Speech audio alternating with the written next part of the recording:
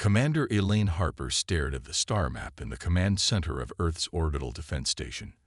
Red dots marked the locations of destroyed human colony ships. 3 of them gone in just 2 weeks. No warnings, no survivors.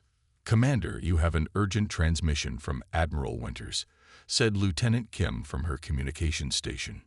Elaine straightened her uniform. "Put him through." Admiral John Winters appeared on screen, his face grim. "Commander Harper, we have visitors.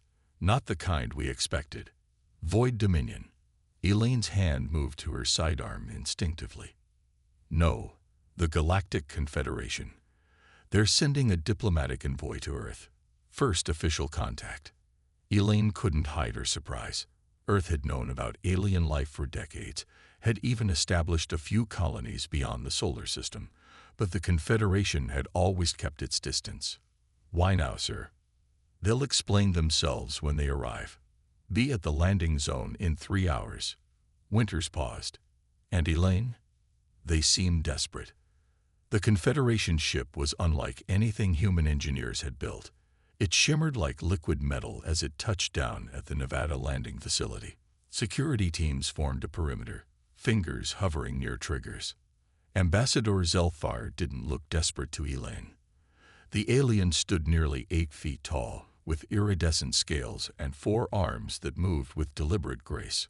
But his entourage was smaller than protocol suggested, and their equipment showed signs of hasty repairs. "Commander Harper," the alien said through his translation device, "I bring greetings from the 512 species of the Galactic Confederation." "Ambassador," Elaine nodded, "Earth welcomes you. Though I'm curious why it took a war for you to acknowledge us." Zelfar's outer eyelids blinked. Directness. How very human. "Yes, I suppose an explanation is long overdue." They moved to a conference room where Earth's highest military and political leaders had gathered. President Laura Kemp sat at the head of the table, her face a practiced mask of diplomatic calm. "For 300 of your years," Zelfar began, "the Confederation has been at war with the Void Dominion. They consume rather than build. They destroy rather than create. And they are winning." Holographic images appeared above the table, planets reduced to rubble, fleets of ships engaged in battle, creatures that seemed made of shadows and teeth. "We have lost 43 member worlds in the past decade alone. Our latest projections show total defeat within 5 years. And you've come to warn us?" President Kemp asked. "No, Madam President. We've come to request your help." Admiral Winters laughed without humor. "You've ignored us for generations, called us primitive, dangerous. Now you want our help." "Yes." Zelfar's voice became softer. "Those assessments were not incorrect, but incomplete. Humans are unique in the galaxy. Your minds work differently. You imagine solutions where we see only problems. You adapt with astonishing speed. And your capacity for warfare." The alien seemed to shudder. "It is why we kept our distance." Elaine leaned forward. "You were afraid of us. With good reason. But now we need exactly what makes you frightening." The room fell silent as the implications sank in. "The Void Dominion has begun targeting your colony ships," Zelfar continued. "Not because they pose any threat, but because they know what we know.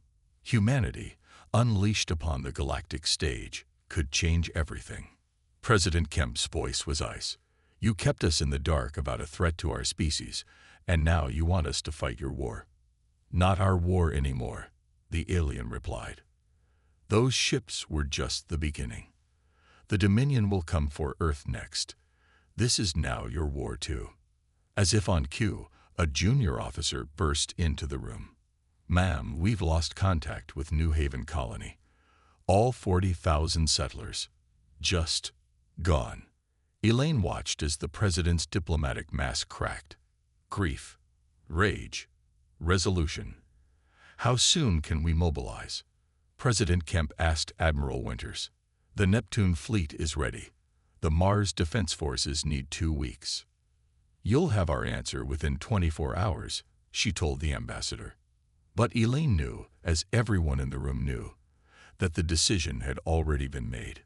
Humanity was going to war, and the galaxy would never be the same. 6 months passed quickly. The Neptune Research Station, once a quiet scientific outpost, now buzzed with military activity. Chief Engineer Alan Rodriguez walked through the crowded hallway, dodging technicians and soldiers as he made his way to the main laboratory. "How close are we?" Admiral Winters asked as Alan entered. The Admiral stood beside a large viewing window, looking at the massive warship docked outside. "Project Thunderstrike is ahead of schedule," Alan said. "Dr. Wells is ready for the demonstration." The laboratory doors slid open, and Dr. Samantha Wells waved them over to her workstation. Her red hair was pulled back in a messy ponytail, dark circles under her eyes showing weeks of little sleep. "Gentlemen, this is what will change the war," she said, pointing to what looked like a simple metal helmet. "Neural amplification technology." Admiral Winters frowned. "You promised me a weapon, Doctor." "And this is it," Samantha replied. She lifted the helmet. "Humans have something unique in the galaxy. Our brains process information differently than any known species. This device amplifies that ability." Alan nodded. "The Confederation gave us their tech, but we've improved it. Made it our own." "Show me," the Admiral said. Samantha placed the helmet on a volunteer soldier's head. On nearby screens, complex battle simulations appeared. As the soldier thought, the computer systems of a simulated ship responded instantly. Weapons fired, shields adjusted, and evasive maneuvers executed, all happening faster than any traditional controls could allow. "One human wearing this can control an entire battleship with just their thoughts," Samantha explained. 6 humans working together can control a fleet." Admiral Winters watched in silence. Then he turned to Alan. "How many ships can we outfit with this technology?" 6 are ready now. The U.S. Defiant is our flagship." "And who's commanding it?" Alan smiled. "Captain William Bennett, best pilot in the fleet." Captain Bennett stood on the bridge of the U.S. Defiant, looking out at the stars. The neural interface at the back of his head tingled slightly as it connected him to the ship's systems. "How does it feel, sir?" Lieutenant Frank Gibson asked from the tactical station. "Like the ship is part of me," William answered. "Or I'm part of it. Hard to explain." Frank nodded, though his expression showed doubt. "Sir, permission to speak freely?" "Always, Lieutenant. We're heading into a war that's been going on for centuries, against an enemy that has destroyed entire civilizations, with technology we barely understand. Are we ready for this?" William turned to face his crew, all young, all the best Earth had to offer. "No, we're not ready, but we rarely are for the fights that matter most." He activated the ship-wide communication system. "All hands, this is your captain. In 1 hour, we jump to the Arcturus system. The Void Dominion has been pushing back Confederation forces there for months. We're going to stop them." William paused, choosing his next words carefully. "I know many of you are scared. That's good. Fear keeps you sharp. But remember this, humanity has faced impossible odds before. We've survived ice ages, plagues, and our own destructive nature. We've climbed from caves to the stars through determination and ingenuity." The neural connection hummed as the engines powered up. "The enemy thinks they know what they're facing. They don't. They've never fought humans before." On the screens around the bridge, the other 5 ships of the human fleet moved into formation. The U.S. Valiant, Dauntless, Intrepid, Fearless, and Relentless. Admiral Winters is watching them depart from the Neptune station. Lieutenant Gibson reported. He says, "Give them hell." William smiled. The neural amplifier translated his thoughts into commands, and the ships began to move in perfect synchronization. "Prepare for jump," he ordered. "Humanity is going to war." The stars stretched into lines as the first human battle fleet in galactic history leaped toward their destiny. The Arcturus system was chaos. Broken ships and debris formed a field of wreckage around the third planet. The human fleet emerged from jump to find the Confederation forces in retreat. "Status report," Captain Bennett ordered. 37 Confederation ships still fighting. Lieutenant Gibson replied. Over 100 Void Dominion vessels advancing. They'd broken through the defensive line. On the main screen, Captain Bennett watched alien ships trading fire. The Confederation vessels were larger, more elegant, but the Void ships moved like hungry predators, dark and angular. "Open a channel to the Confederation flagship," Bennett said. A reptilian face appeared on screen. "Human vessels, this is Commander Vexlor. You should retreat while you can. This battle is lost." "We didn't come all this way to retreat, Commander. We came to fight." The alien's expression was hard to read, but the tone was clear. 6 small ships cannot turn this tide, human." Lieutenant Nicole Crawford at Navigation spoke up. "Captain, I've analyzed their attack patterns. The Void forces are using standard pincer formations. They're not expecting anything new." Bennett smiled. "Then let's show them something new. Implement Maneuver Epsilon." The neural amplifiers hummed as Bennett's thoughts flowed to the other 5 captains. The human ships broke formation, moving in ways that seemed random, even suicidal. "What are you doing?" Commander Vexlor demanded. "You're flying directly into their kill zones." "Trust me," Bennett replied, then cut the communication. The U.S. Defiant accelerated toward the largest concentration of enemy ships. In normal combat, this would be suicide. But the neural amplifiers allowed Bennett to process battlefield information and react faster than any conventional pilot. The Void ships fired, their weapons cutting through space where the Defiant should have been. But Bennett had already moved, the ship dancing through the energy beams. "They can't track us," Gibson said, amazement in his voice. "Their targeting systems are designed for predictable movement patterns," Nicole explained. "We're anything but predictable." The human ships wove through the enemy formation, firing with precision at vulnerable points that Nicole had identified. The Void ships tried to adapt, but the humans kept changing tactics, never following the same pattern twice. U.S. Valiant and Intrepid, focus fire on the command ship, Bennett ordered through the neural link. Dauntless and fearless, protect the Confederation's flank. The battle shifted. Seeing the human success, the Confederation forces rallied. Commander Vexlor ordered his ships to follow the humans' lead, abandoning traditional formations for more aggressive maneuvers. For an hour, the battle raged. 2 human ships, the Valiant and Relentless, were destroyed, their crews fighting to the end. But the Void Dominion forces were in disarray, unused to enemies who fought with such unpredictability. "Their main fleet is retreating," Gibson reported finally. "We've won." Bennett sat back in his chair, exhaustion setting in as the neural amplifier's effects drained him. "Casualties. Heavy on the Confederation side. We lost the Valiant and Relentless with all hands." Bennett closed his eyes briefly, feeling the weight of those lives. "Contact Commander Vexlor." The alien commander appeared on screen again, his scales dulled with what might have been fatigue.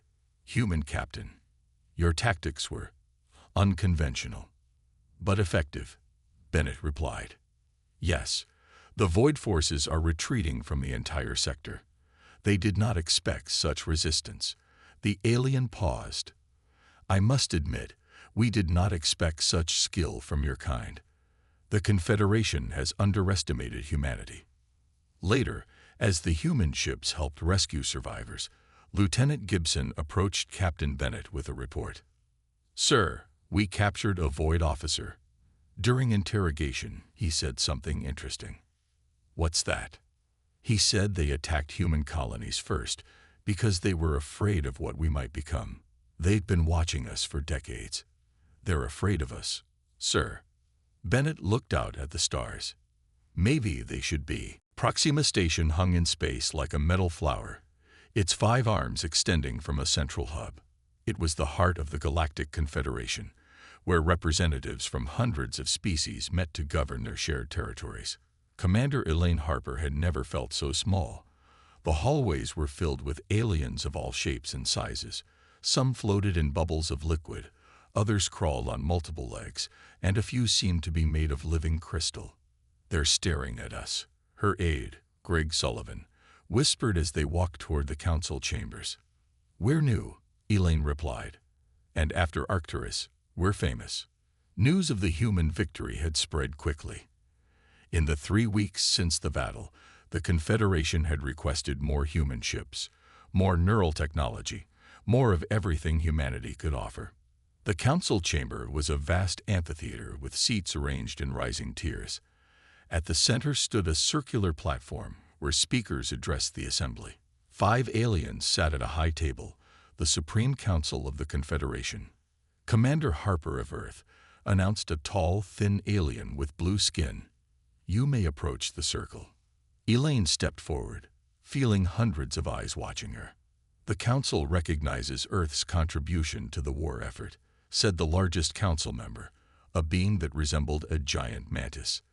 "The victory at Arcturus was unexpected." "Thank you, Counselor," Elaine said. "But one battle doesn't win a war. We need to discuss Earth's role going forward." Murmurs spread through the chamber. The mantis-like alien clicked its mandibles. "Earth has no formal role in Confederation governance. You are here as guests, not members." Greg Sullivan stepped forward. "With respect, Counselor, humans are dying in your war. 4 more colonies have been attacked since Arcturus. We deserve a voice in how this war is fought." The blue-skinned alien leaned forward. "Your species has been spacefaring for less than 2 centuries. Some races here achieved interstellar travel millions of years ago. You cannot expect equal standing." Elaine felt anger rising, but kept her voice calm. "We don't expect equality based on history, but on contribution. Our ships are turning the tide. Our technology is saving Confederation lives." A new voice spoke from the assembly. "The human speaks truth." A reptilian alien rose from his seat. "Commander Vexlor from the Arcturus battle. I watched 6 human ships change the course of a war that we have been losing for centuries. We need their help and their ideas." The chamber erupted in argument. Some species supported humanity's bid for a council seat, while others opposed it fiercely. Later, in a private meeting room, Elaine met with allies and opponents alike. "They fear your kind," said Vexlor. "Humans adapt too quickly, learn too fast." "That's why you need us," Elaine replied. A small furry alien that reminded Elaine of a talking squirrel approached. "I am Representative Cree of the Vrelian Collective. We have analyzed your neural technology. It should not work as well as it does." "What do you mean?" Greg asked. "Human brains are not special in structure, but something about your consciousness, your imagination. It enhances the connection in ways we don't understand." Elaine was about to respond when Dr. Samantha Wells burst into the room, her face flushed with anger. "They've been lying to us," she said, holding up a data tablet. "I've been studying Confederation technology archives. They have weapons, shields, medical technology, all of it more advanced than what they shared with us." "Why would they hold back?" Greg asked. "Because they're afraid," Elaine realized. "They want our help, but not enough to make us too powerful." Vexlor looked uncomfortable but didn't deny it. Some in the Confederation believe that once the Void is defeated, humanity might become the next threat. Elaine looked around the room at the alien faces, some friendly, some hostile, all calculating. "Then we need to prove them wrong," she said. "And right now, we need to save the Centauri colonies. I have a plan, but I'll need allies who trust us." Vexlor nodded slowly. "The Cthanar fleet will follow your lead." The galactic politics of war had begun. The combined fleet gathered at the edge of the Centauri system. 200 Confederation ships joined with 30 human vessels, the largest offensive of the war so far. Operation Breaking Dawn was about to begin. Captain William Bennett watched from the bridge of the U.S. Defiant as the final ships moved into position. His neural link hummed with data from across the fleet. "The Void Dominion has fortified the inner planets. Lieutenant Gibson reported. They'd got over 300 ships and a planetary cannon on Centauri Prime. What about the colonists? Bennett asked. 17 million humans and aliens still alive on the surface. The Void is using them as shields. Bennett's jaw tightened. This mission was personal. His sister had been among the colonists when the Void attacked. Engineer Rodriguez entered the bridge, looking tired but excited. Captain, the enhanced neural amplifiers are ready. We've incorporated some of the Confederation tech Dr. Wells uncovered. Will it work? Bennett asked. In theory, it will allow for faster coordination between human and alien ships. In practice, Rodriguez shrugged. We've never tried linking human and alien minds before. Bennett nodded. Prepare the strike team. We move in 1 hour. While the main fleet prepared for the frontal assault, Bennett led a smaller team on a stealth mission. The U.S. Defiant and 5 other ships slipped past the Void's outer defenses, using a cloaking technology borrowed from the Thnar. We're approaching the third moon, Lieutenant Nicole Crawford reported. Sensors show minimal defenses, but something strange below the surface. Define strange, Bennett said. Ancient energy readings. Not Void technology. Not Confederation either. Lieutenant Gibson studied the readings. Sir, request permission to lead a ground team. If there's technology down there we can use against the Void. Bennett hesitated, then nodded. Take a small team. In and out, Lieutenant. As Gibson's team explored the moon, the main battle began. Commander Harper led the combined fleet in a frontal assault that drew the Void's attention. The neural link allowed human captains to coordinate with alien commanders in ways never before possible. Void forces are responding to our attack.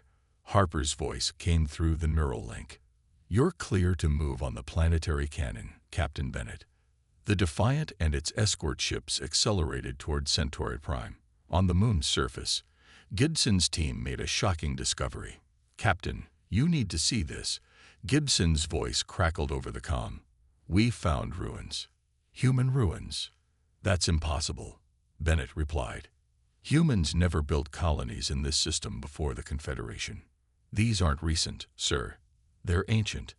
And there are images here, carvings showing humans fighting alongside aliens against something that looks a lot like the Void Dominion.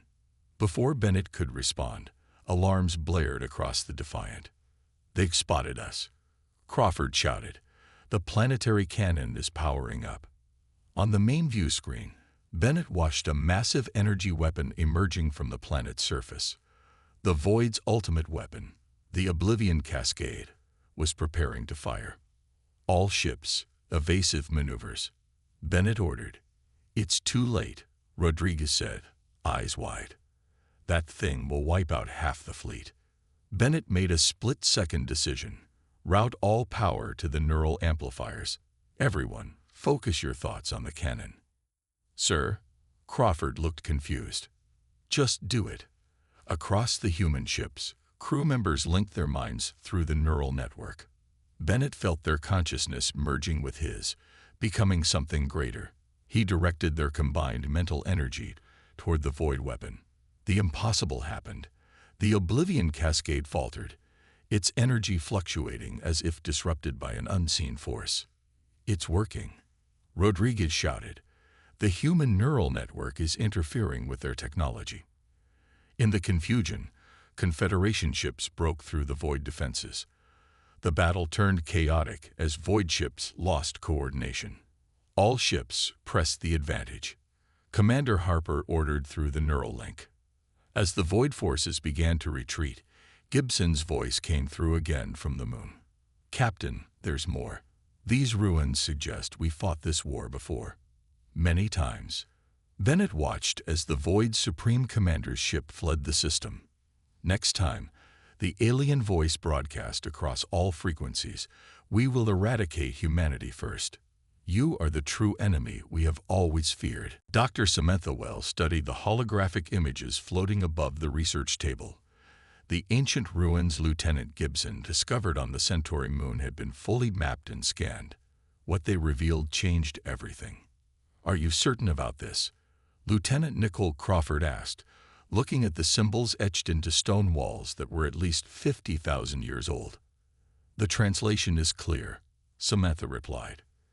These are human writing systems, early forms of Sanskrit, Proto-Sinaitic script, even something resembling Linear A from ancient Crete. They shouldn't exist out here.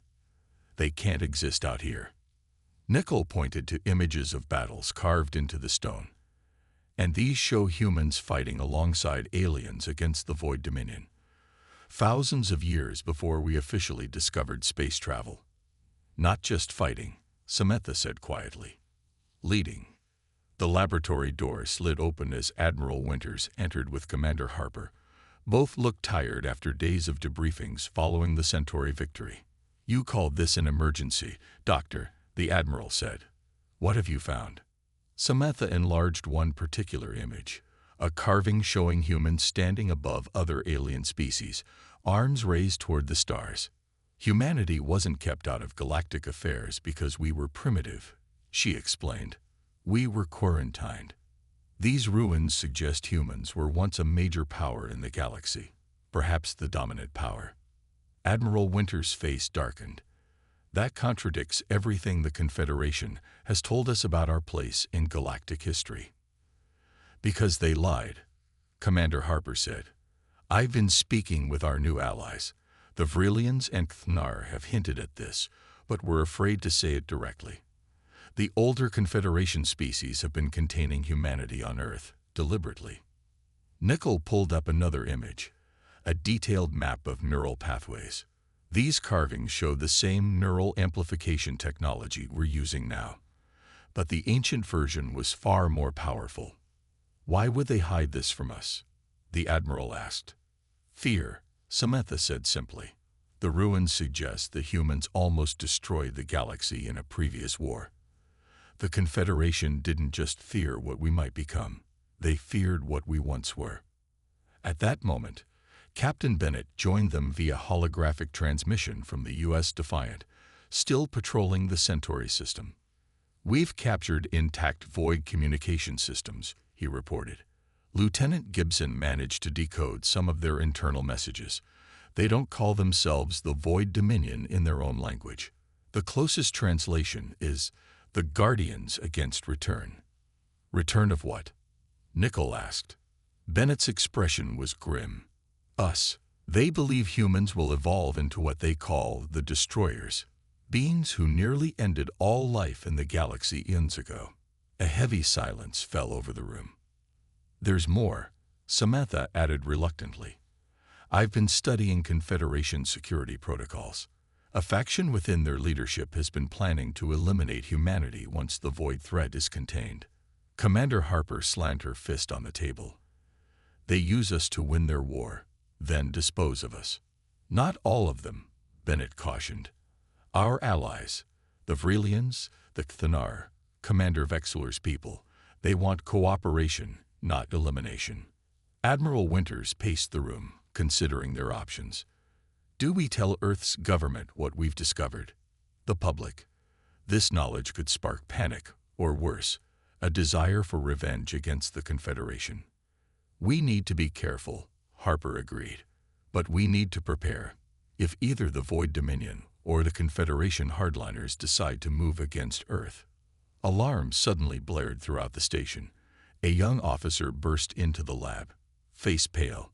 Admiral, we're detecting massive void jumps in the outer solar system. Hundreds of ships. Void Dominion signatures. How did they get past our early warning systems? Harper demanded. Unknown, Mom, but their course is clear. The officer swallowed hard. They're heading straight for Earth. Admiral Winters straightened his uniform. Send the alert to all Earth defense stations. Captain Bennett, bring the fleet home. Now. The Void Dominion thinks they're preventing the rise of the Destroyers, Samantha said quietly. But they might just create exactly what they fear. Earth's skies filled with fire. The Void Dominion fleet had broken through the outer system defenses within hours. Now they approached Earth itself, their dark ships blotting out the stars. In cities across the planet, people watched in fear as the battle raged above them. This was no longer a distant war fought in far-off star systems. This was survival. Chief Engineer Alan Rodriguez stood in the Planetary Defense Control Center beneath Denver. For years, he had worked in secret, building defenses that few in the government even knew existed. "Activate the grid," he ordered. Across Earth, hidden installations powered up. Energy shields flickered to life over major cities. Weapon platforms emerged from underwater bases and mountain hideaways. "How long have you been building this?" President Laura Kemp asked, watching the systems come online. "Since we first learned about the Confederation," Alan replied. "Admiral Winters and I always believed we might need to defend ourselves one day. We just didn't know if it would be against the Void or our so-called allies." In orbit, Captain Bennett led the human fleet against the Void Armada. The U.S. Defiant moved through enemy formations, its neural-linked crew fighting with everything they had. "We can't hold them much longer," Lieutenant Gibson reported, blood trickling from his nose as the neural amplifier strained his mind. "There are too many." Bennett knew he was right. Despite the valor of Earth's defenders, the Void Dominion's numbers were overwhelming. They needed something more. "Engineer Rodriguez," Bennett called over the secure channel. "What's the status of the global neural network?" On Earth, Rodriguez checked his readings. "It's ready, but untested. Linking billions of human minds could be dangerous." "We're out of options," Bennett replied. "Do it." Rodriguez hesitated, then activated the emergency broadcast system. In homes, schools, and shelters across the planet, screens lit up with instructions. "Citizens of Earth, this is an emergency directive," President Kemp announced. "The neural amplification headsets distributed last month must be activated now." This is not a drill. Across the planet, people placed the small devices on their temples. They had been told these were emergency communication tools. In reality, they were simplified neural amplifiers. "Billions of minds, all linked together," Alan whispered. "The most powerful neural network ever created." As the connection formed, something remarkable happened. The collective consciousness of humanity focused on survival, on protection. The planetary defense grid responded, powered not by conventional energy, but by the combined mental force of Earth's population. In space, Lieutenant Gibson felt the surge of power. "Captain, I'm picking up massive energy readings from Earth." The planetary defense grid fired. Beams of pure energy lanced upward from Earth's surface, cutting through void ships with unprecedented precision. Shields strengthened around human vessels, guided by the collective will of billions. The Void fleet faltered, unprepared for this level of resistance.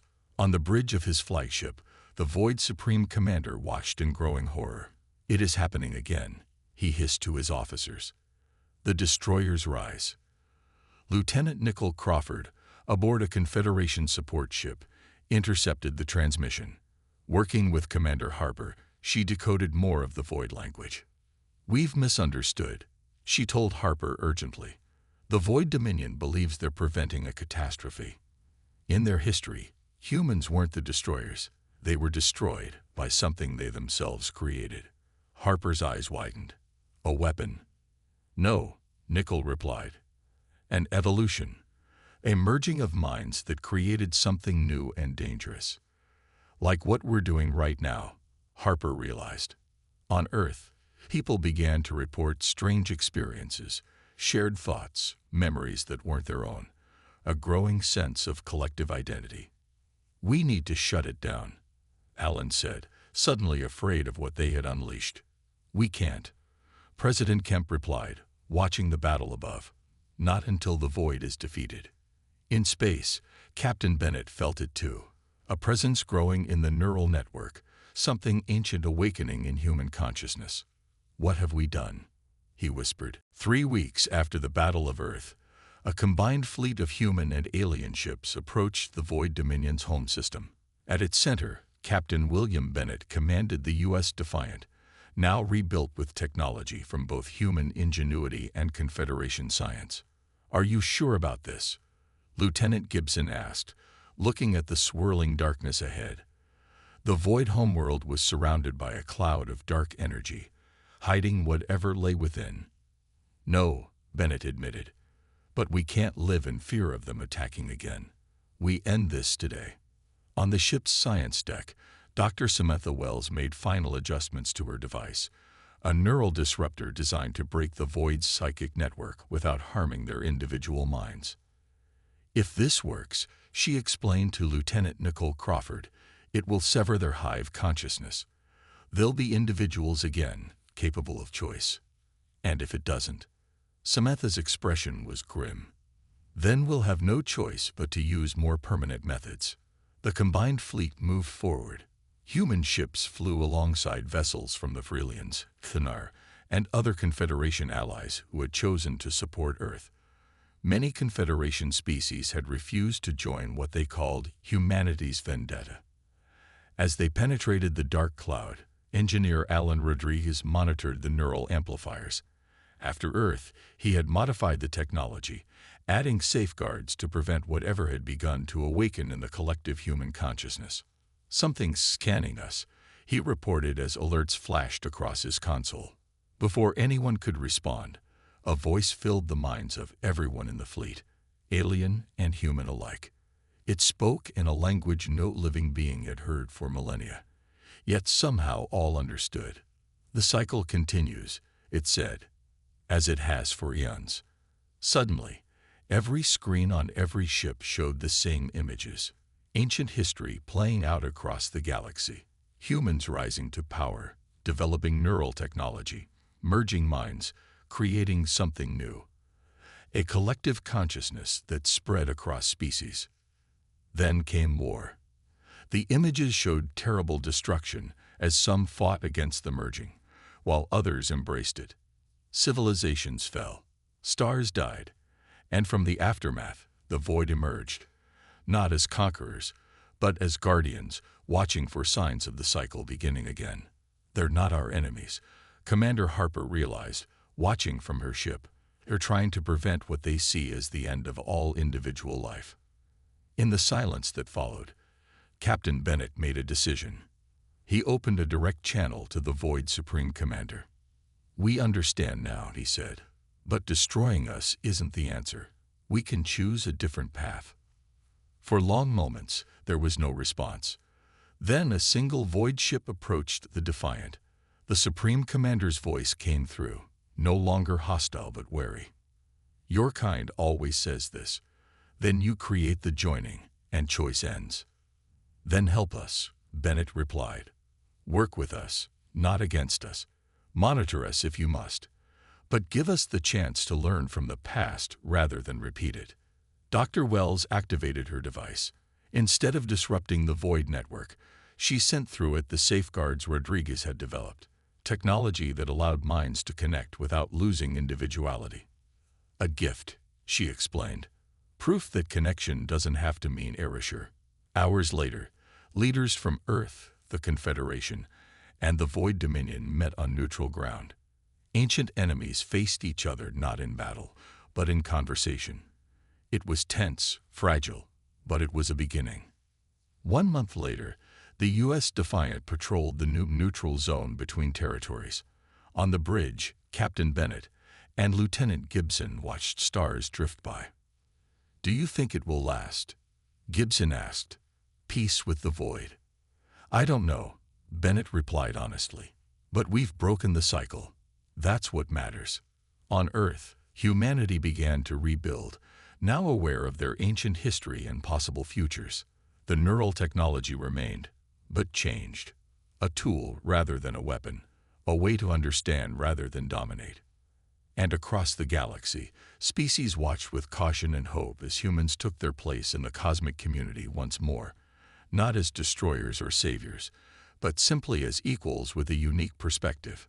The galaxy had shuddered when humanity entered the war, but it was humanity's choice not to conquer that truly changed everything.